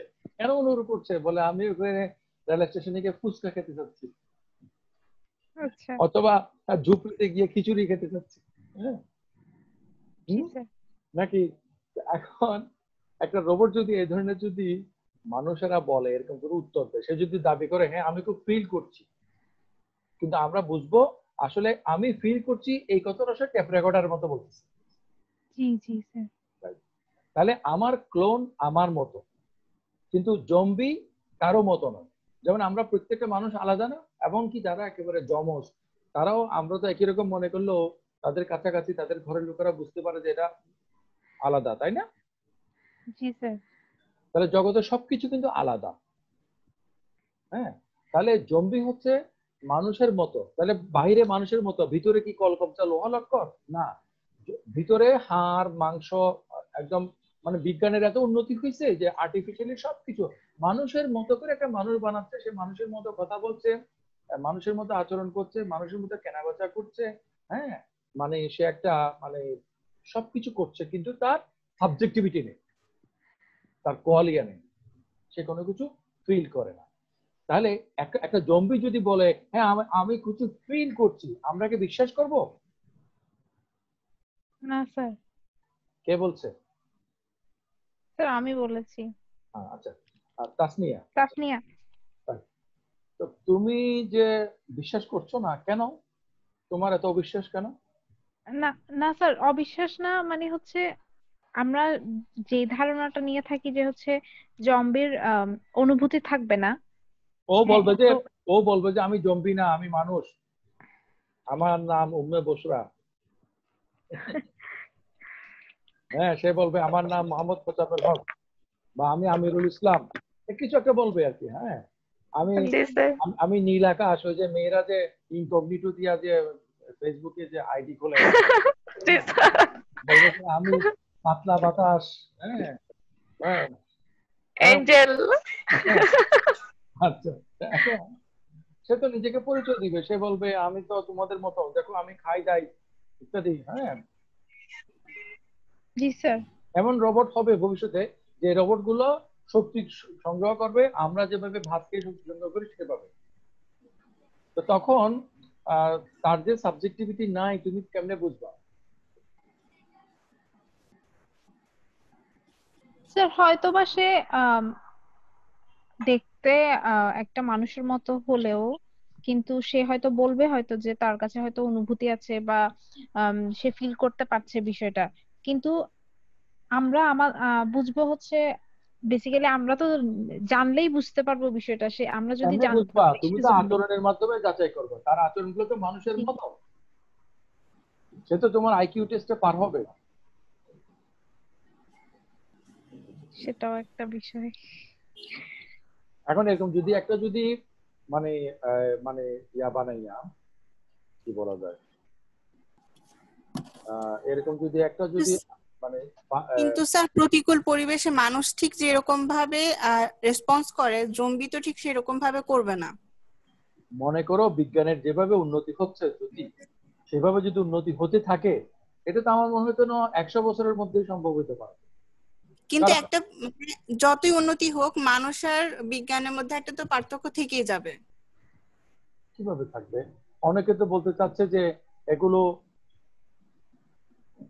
এগুলো মানে ফাংশনালি অনেক হবে, মানুষ পারে না এমন কিছু পারবে, মানুষকে বরং তো ছাড়াই যাবে, মানুষকে বরং তো ছাড়াই যাবে, মানুষ পারে না এমন কিছু পারবে। মানুষকে ছাড়াই যাবে, কিন্তু আচ্ছা, তাই হচ্ছে হোক। হ্যাঁ জ্যোতি, তোমার কথাটা শুনি। স্যার মানুষকে হয়তো ওরা ছাড়াই যাবে, ঠিক আছে, কিন্তু হচ্ছে মানুষই তো হচ্ছে ওদের মানে ওদের যে অ্যালগোরিদম বা হচ্ছে ওদের যে প্রযুক্তিটা, ওটা তো মানুষই তৈরি করছে, তো ওটা তো ওরা নিতে পারবে না। তৈরি করে দিলেও একসময় সেটা মানুষের হাতছাড়া হয়ে যেতে পারে, মানুষকে ছাড়া যেতে পারে। তোমার স্কুলের শিক্ষক যে তোমাকে পড়াইছে, এখন তোমার পড়াশোনার কাছে সে কোনো দাঁড়াইতেও পারবে না। সুতরাং তোমার জেনারেশন, তোমার উঠে আসাটা এক জায়গা থেকে হয়েছে বলে এরকম কথা না। একসময় কিন্তু কম্পিউটার মানে অটো জেনারেট করবে, ডিপ লার্নিং যেটাকে বলে, সে নিজে নিজে শিখবে, বুঝছো? কম্পিউটারের সাথে গেম খেলতে গিয়ে বিশ্ব দাবা চ্যাম্পিয়ন হেরে গেছে। আচ্ছা, আমাদের আলোচনার সাথে আমরা বিষয়টা কানেক্ট করি, সেটা হচ্ছে যে জম্বিতে তো সাবজেক্টিভিটি নাই, তাহলে আমাদের সাবজেক্টিভিটি আছে। এই যে যা কিছু কথাবার্তা আমরা বলছি, এই সব কিছুর গোড়া হচ্ছে আমাদের ইন্ট্রোস্পেকশন। আমরা ভিতর থেকে একটা কিছু ফিল করি, আমাদের একটা সাবজেক্টিভিটি আছে। আমার কাছে মনে হচ্ছে না তোমার মধ্যে ওইটা আছে, এবং আমার কাছে মনে হচ্ছে যেন মানুষের মতো ফাংশনালি একটা জম্বি বানানো সম্ভব হইলো, সেটা মানুষের মতো ক্রিয়েটিভিটি হবে না, মানুষের মতো তার মধ্যে সাবজেক্টিভিটি না থাকার কারণ। এখন এই সাবজেক্টিভিটি কোথেকে আসছে? নাস্তিকদের মধ্যে, বস্তুবাদীদের মধ্যে বিবর্তনের ধারায় এটা আসছে। আস্তিকদের মধ্যে যারা দ্বৈতবাদী, তারা বলবে ঈশ্বর মানুষের মধ্যে এটা দিয়ে দিছে, সেজন্য তারা মনকে মন না বলে বলবে আত্মা। তা আমরা আত্মা না বলে আমরা বলি মন, মানে যেটা বস্তু নয় সেটা। আচ্ছা স্যার বলো। স্যার এখন তাহলে মানে মানে আমার আপনার এই কোশ্চেনটা মানে খুব জানতে ইচ্ছা করছে যে মানে হচ্ছে আপনি যে জিজ্ঞেস করেছেন যে তাহলে যে আমরা কেমনে বুঝবো বিষয়টা, যদি কেউ আমাদের থেকে জানতে চাই আমরা কিভাবে ব্যাপারটা এক্সপ্লেন করব, যে মানে আমরা কিভাবে বুঝবো যে তার মানে তার তো আচরণে বা সবকিছুতেই হচ্ছে মানুষের মতো, কিন্তু তার হচ্ছে তাসনিয়া, সাবজেক্টিভিটি নেই। তাসনিয়া, জি স্যার। তুমি আমার দুইটা প্রশ্নের উত্তর দিবা, জি স্যার। একদম বুঝে শুনে দিবা। প্রশ্নগুলো খুবই সিরি, এবং আচ্ছা কেউ এই স্যার। রেকর্ডটা শুনলে বলবো যে মোজাম্মেল স্যার, ওনারা তো নাম ডাক শুনি, উনি থার্ড ইয়ার অনার্স এর অনলাইন ক্লাস নিচ্ছে, সেখানে এরকম সিলি প্রশ্ন জিজ্ঞেস করছে। কিন্তু তোমাদের যে এপিস্টেমোলজি কোর্স আছে, তোমরা যে দেখবা চিজমের বই, সেখানে এপিস্টেমিক প্রিন্সিপাল হিসেবে বলা আছে, ফর্মাল প্রিন্সিপাল, মানে যে এ যদি বি থেকে বড় হয় তাহলে বি এ থেকে ছোট, এ যদি বি থেকে বড় হয়, বি যদি সি থেকে বড় হয়, তাহলে এ বি থেকে সি থেকে বড়। এরকম কিছু কথাবার্তা বলা হয়েছে, একদম সিলি। লোকেরা মনে করে হ্যাঁ এগুলো তো তুচ্ছ জিনিস।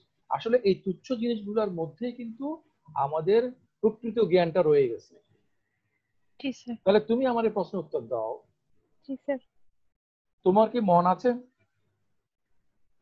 স্যার আছে আমার মন। কেমনে তুমি বুঝতে পারো? স্যার কারণ হচ্ছে তোমার মনটা দেখাও, আমাকে না দেখাও, তোমার ঘনিষ্ঠ কাউকে দেখাইতে পারবা? এই দেখো আমার মন। তুমি না মনের দেখানো যাবে মনের না। বই প্রকাশ দেখাইতে পারো, তোমার জি জি। মনের ভালো লাগা, তোমার মনের খারাপ লাগা, তোমার ঘৃণা, তোমার স্নেহ, তোমার মায়া মমতা, তোমার তোমার ভিতরে যা কিছু আছে তার বই প্রকাশ তুমি দেখাইতে পারো, উচিত বা অনুচিত হওয়া সাপেক্ষে। কিন্তু তোমার মনটাকে তুমি দেখাইতে পারবা? না স্যার মানে আচ্ছা, কোথায় আছে ধরে কোথায় আছে সেটা তুমি জানো?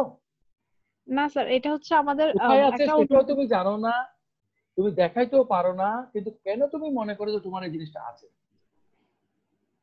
স্যার কারণ হচ্ছে আমি যখন একটা মানুষ হিসেবে আমি যখন নিজেকে বা নিজের বিষয়গুলোকে যখন প্রকাশ করব, সেটা প্রকাশ করার জন্য আমার কিছু অনুভূতির দরকার, বা আমার অনুভূতিটাকে যখন আমি প্রকাশ করব। হ্যালো। কথাটা উল্টা করে বললা কেন? তোমার অনুভূতি আছে বলে তুমি প্রকাশ করবা। প্রকাশ করব, জি স্যার জি স্যার। আচ্ছা, হ্যাঁ। তাহলে তোমার মন আছে, আচ্ছা তোমার সাথে আর ঝগড়া করছি না। আচ্ছা, তুমি কি মনে করো যে তোমার মোজাম্মেল স্যার তার যা শারীরিক অবয়ব দেখা যাচ্ছে, জি সবকিছু নিয়ে যা দেখা যাচ্ছে যাচ্ছে না সবকিছু মিলিয়ে ওনার যে বডি আছে, এর পাশাপাশি ওনার জি একটা মন আছে, এটা তুমি মনে করো? জি স্যার মানে আচ্ছা, উনি মনের না না না, বহিঃপ্রকাশটা। মনে করো কিনা, হ্যাঁ না? হ্যাঁ হ্যাঁ স্যার করি। আচ্ছা করো। তো তোমার মনটা বড় না ওনার মনটা বড়? আচ্ছা ঠিক আছে, তোমার মনটাই বড়, কিন্তু মন যে আছে এটা তুমি নিশ্চিত? নিশ্চিত। সার্টেন, হ্যাঁ তোমার নিশ্চিত। মন খালি নিশ্চিত স্যার। তুমি কি মনে করো যে সোলপসিস্টরা যেভাবে বলে যেখানে আমি আছি আর কেউ নাই, আছে কিনা আমি জানি না, এরকম মনে করো? নাকি তুমি মনে করো যে তুমি যেরকম আছো, তোমার শরীর এবং মন দুইটা নিয়ে আশেপাশে যেসব মানুষরা আছে তাদেরও এরকম শরীর আছে, তার একটা মনও আছে, আছেই? আমি মনে করি স্যার, হ্যাঁ এটা মনে মনে করি। করো? জি স্যার। কেন মনে করো? কেন মনে স্যার করো? কারণ হচ্ছে আমি যেভাবে এখন দাঁড়িয়ে আছি আমার শরীরটা নিয়ে, বা আমি যে ধরনের বিষয়গুলো চিন্তা করছি, বা আমি আমার চোখটা দিয়ে দেখছি আমার আশেপাশের মানুষগুলাকে, ওরাও ঠিক মানে আমার আমার মতো ডিফারেন্ট হলো, আমার চেয়ে কিন্তু দেখতে ডিফারেন্ট কিন্তু হলো। বস্তুবাদীরা বলবে যে এইভাবে দেখা, এটা তো একটা ক্যামেরাও দেখতে পারে, ভবিষ্যতে রোবট গুলো দেখবে। হ্যাঁ, অবজারভেশন মানে তুমি যেসব আচরণকে মন থাকা বলছো, এই সবগুলো আচরণ কিন্তু কৃত্রিম ভাবে তৈরি করা সম্ভব। এখন সম্ভব না হলেও অদূর ভবিষ্যতে না হলেও সুদূর ভবিষ্যতে এটা তৈরি করা সম্ভব। জি স্যার।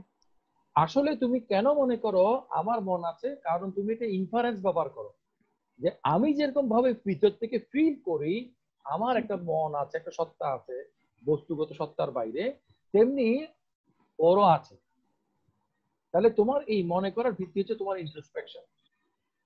ওকে, জি এখানে এসে দেখো রাসেল একটা থিওরি বলবে, সেটা হচ্ছে নিউট্রাল মনিজম। রাসেল বলবে মাইন্ড এবং বডি দুটাই সঠিক, কিন্তু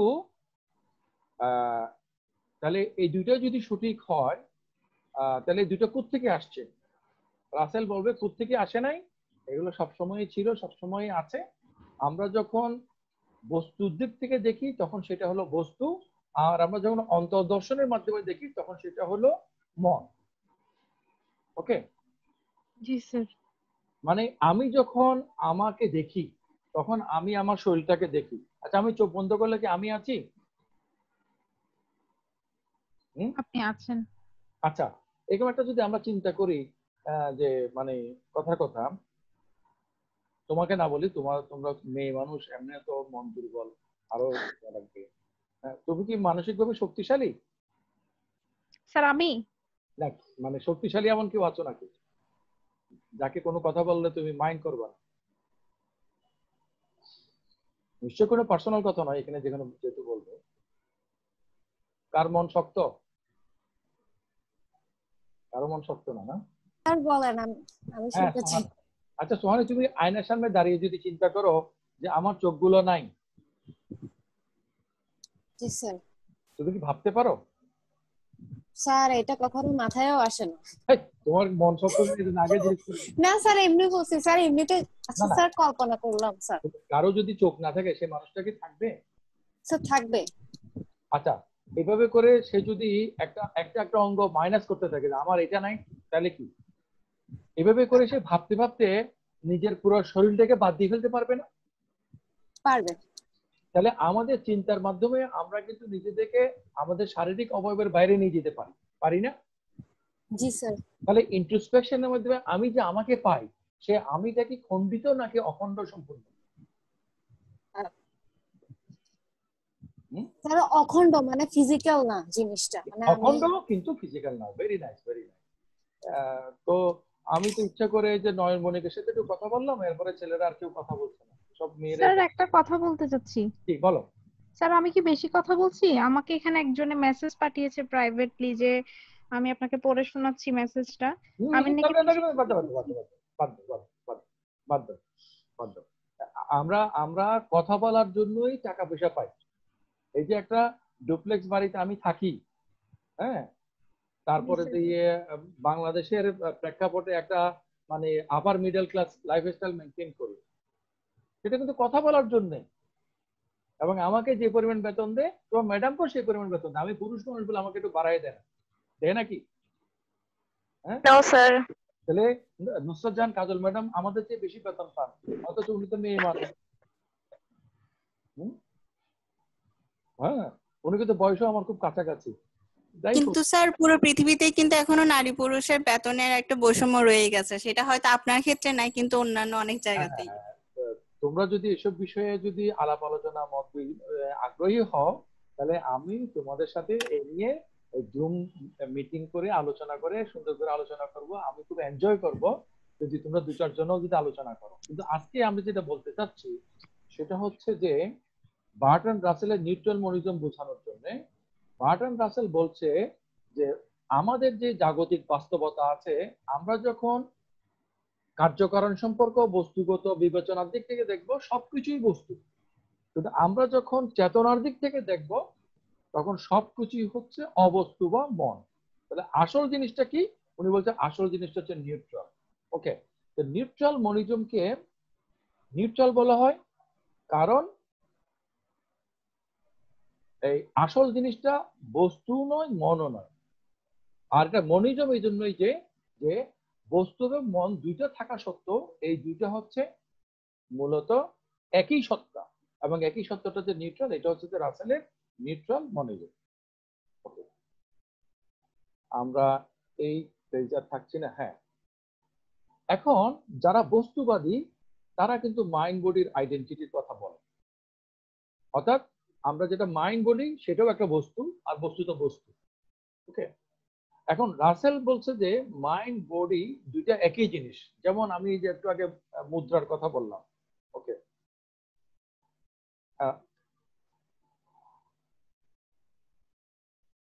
মনে করো এই মুদ্রাটাকে আমি এই দিক থেকে দেখলে একরকম দেখি, আবার এই দিক থেকে দেখলে আরেক রকম দেখি। তাহলে এই পাশে একটা হচ্ছে যে ছবি, আর এই পাশে হচ্ছে একটা মসজিদের ছবি। ওকে, তাহলে উভয় দিক থেকে ভিন্ন রকম দেখা সত্ত্বেও মুদ্রাটা আসলে একই মুদ্রা। এই দিক থেকে 100 টাকা, এদিক থেকে 100 টাকা। এবং এদিক থেকে যেটা 100 টাকা সেই 100 টাকাটাই আবার এদিক থেকে, যদিও এদিক থেকে দেখতে ভিন্ন রকম। তাহলে বাস্তবতাকে আমি যখন দেখি, বস্তুগত দিক থেকে দেখলে এটা একরকম, আর অন্তর্দর্শনের দিক থেকে দেখলে এটা আরেক রকম। বস্তুগত দিক থেকে দেখলে এটা বস্তু, আর অবস্তুগত দিক থেকে দেখলে এটা অবস্তু। ওকে, তাহলে এই দুইটা জিনিস কি, মাইন্ড বডি দুইটা জিনিস কি আইডেন্টিক্যাল রাসেলের মতে? কেউ একজন বলো।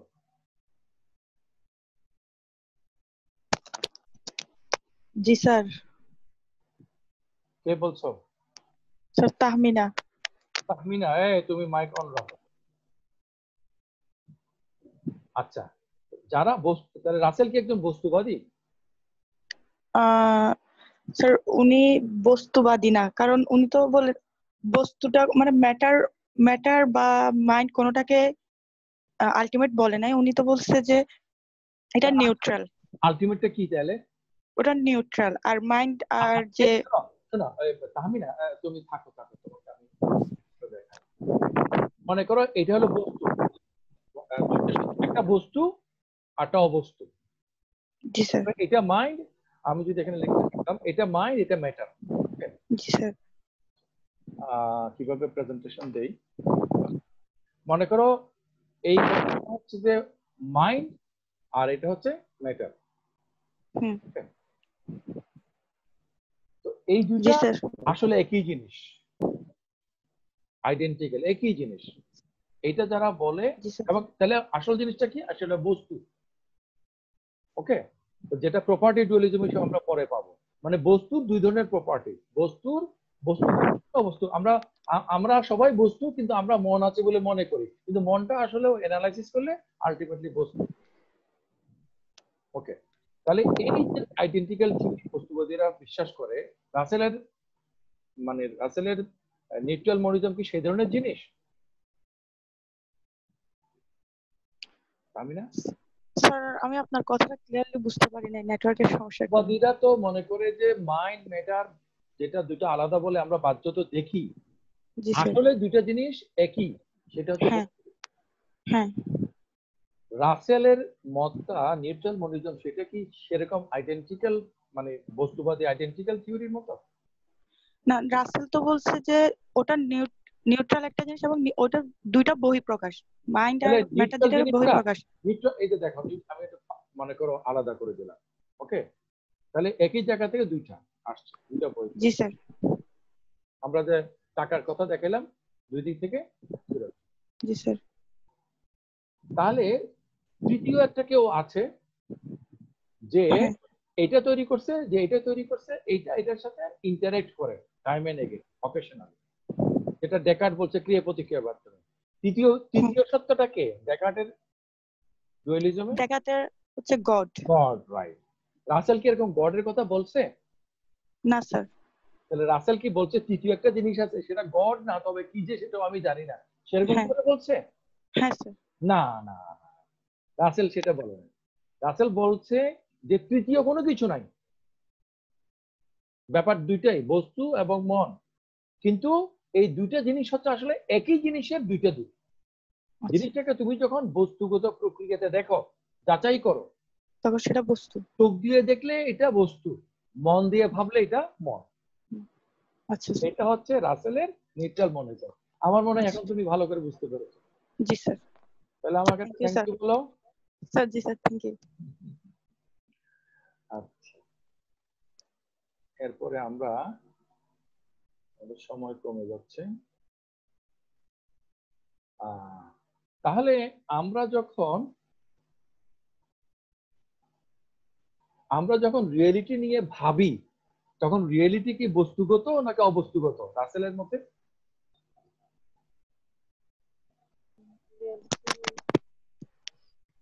স্যার আপনি তো কিছুক্ষণ আগেই তো বলছেন বস্তুগত ভাবে নিলে বস্তুগত, আর মনের দিক থেকে নিলে এটা মাইন্ড। বাবা, আমার কাঁধের উপর চাপাচ্ছে কেন? তোমার কি মনে হয়? তাহলে এই কলমগুলা যে আমার হাতে আছে, আর কলমের ধারণা যে আমার মাথার মধ্যে আছে, জি স্যার। কলমটা বস্তু, কলমের জ্ঞানটা কি বস্তু? না স্যার, ওটা বস্তুগত। তাহলে এপিস্টেমোলজিক্যালি এটা হচ্ছে মেন্টাল, আমাদের চেতনার মধ্যে আমরা পাই। আর আমাদের চেতনা এই সব কিছু যখন আমরা বস্তুগতভাবে বিবেচনা করি তখন সেটা বস্তু। যেমন চেতনা হচ্ছে মস্তিষ্ক, কিন্তু মস্তিষ্কের মধ্যে মস্তিষ্ককে ব্যবহার করে আমরা যেমন গলার স্বর ব্যবহার করে কথা বলি, হ্যাঁ, চোখ ব্যবহার করে দেখি, তেমনি হাত ব্যবহার করে ধরি, তেমনি মস্তিষ্ককে ব্যবহার করে আমরা চিন্তা করি।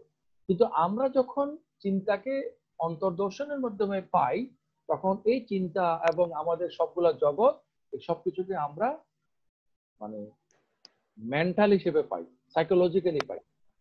ওকে,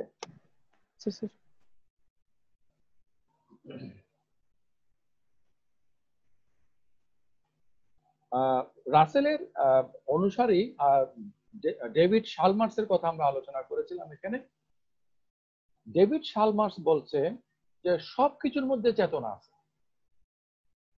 ওকে, তোমরা দেখো যে রাষ্ট্র, আচ্ছা তুমি যদি বাংলাদেশ রাষ্ট্রের সীমানা দিয়ে হেঁটে যাও, তুমি কি কোনো দেখবা, তুমি যদি মাটির দিকে তাকাও, এটা বাংলাদেশ, এটা মায়ানমার, এটা বাংলাদেশ, এটা ইন্ডিয়া। তুমি যদি দেশের সীমান্তে যাও, মাটির দিকে তাকাও, আকাশের দিকে তাকাও, কোনো দেশ দেখতে পাইবা না স্যার। তাহলে দেশ, তোমার মাইক্রোফোন অন রাখো। দেশটা হচ্ছে আমাদের কল্পনা, জি স্যার। দেশটা হচ্ছে একটা মেটাফিজিক্যাল রিয়ালিটি। ওকে, আমি রেগুলার ক্লাসের মধ্যে বলছিলাম এই বিষয়, মানে রেগুলার মানে এর আগে অনলাইন ক্লাসে, যে কাকে জানি বলছিলাম যে তুমি আমাকে ইউনিভার্সিটি দেখাইতে পারবা? পারবা না।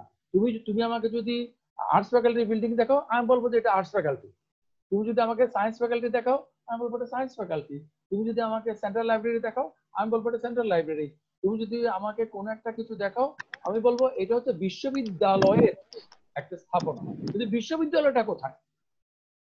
ওকে, আমরা থার্ড ইয়ার স্টুডেন্ট, থার্ড ইয়ারটা তুমি দেখাইতে পারবা না স্যার।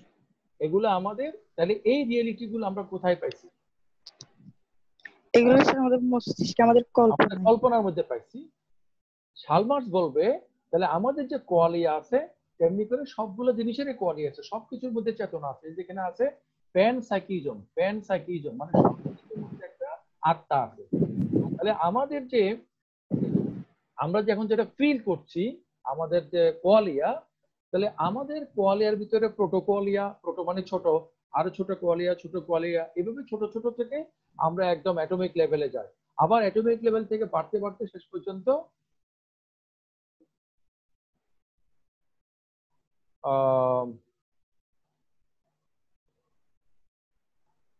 তোমাদের শোনো, তোমরা যখন পরস্পরকে যেই মেসেজে দাও না কেন, আমি যেহেতু এটার হোস্ট সেজন্য আমার কাছে সবগুলো মেসেজ চলে আসে। সুতরাং এমন কোনো মেসেজ কেউ কাউকে দিবা না যেটা ক্লাসের মধ্যে এটা উপযুক্ত না। আকাশ নামে একজন আছে, তাকে আমি এই কথাটা এবং সেকেন্ড টাইম এটা করলে আমি তোমাকে এক্সক্লুড করে দেবো ক্লাস থেকে।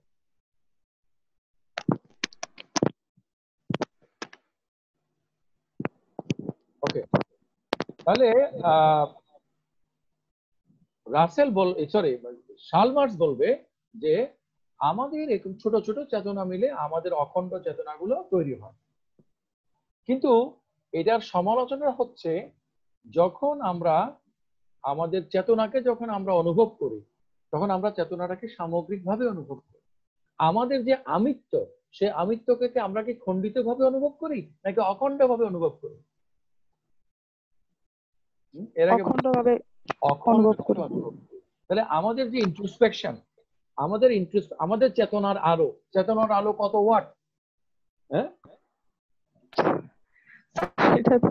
চেতনার আলো পয়সা দিয়ে কিনতে হয় না, চেতনার আলোর কোনো ওয়াট নাই। আমাদের চিন্তা হচ্ছে এমন একটা শক্তিশালী ব্যাপার, এটা অল এট ওয়ান্স আমরা পাই। সুতরাং ডেভিড শালমার্স যেটা বলছে যে আমরা মানে আমাদের চেতনার মধ্যে চেতনা এগুলো মিলে একসাথে, আসলে সেটা ঘটে না। আচ্ছা, এরপরে আমরা আলোচনা করেছিলাম যে প্রপার্টি ডুয়ালিজম। প্রপার্টি ডুয়ালিজম মানে হচ্ছে যে মানে দুই ধরনের প্রপার্টি আছে, বস্তুগত প্রপার্টি এবং অবস্তুগত প্রপার্টি। এটা হচ্ছে একটা বস্তুবাদী মতবাদ। আর সাবস্টেন্স ডুয়ালিজম হচ্ছে দুই ধরনের সাবস্টেন্স। ডেকার্ট যেটা বলেছে, মন এক ধরনের সাবস্টেন্স, এইটার হচ্ছে যে চিন্তা, আর বস্তু হলো আরেক ধরনের সাবস্টেন্স, এটা হচ্ছে আর এপিফেনোমেনালিজম হচ্ছে উপবস্তুবাদ। অর্থাৎ আমাদের মন আছে বটে, কিন্তু আমাদের মনটা হচ্ছে আমাদের মস্তিষ্কের বাই প্রোডাক্ট। ওকে, আচ্ছা, এরপরে আমরা আলোচনা করেছি কনসাসনেস, ইন্টেনশনালিটি, সাবজেক্টিভিটি। তাহলে কনসাসনেস, ইন্টেনশনালিটি এবং আমাদের সাবজেক্টিভিটি, এই আলোচনার মূল কথা হচ্ছে এই সবগুলো হচ্ছে অঙ্গাঙ্গি ভাবে জড়িত। হ্যাঁ, আমাদের ইন্টেনশনালিটি, কনসাসনেস এবং সাবজেক্টিভিটি, এগুলোর একটা থেকে একটা আমরা আলাদা করতে পারি না।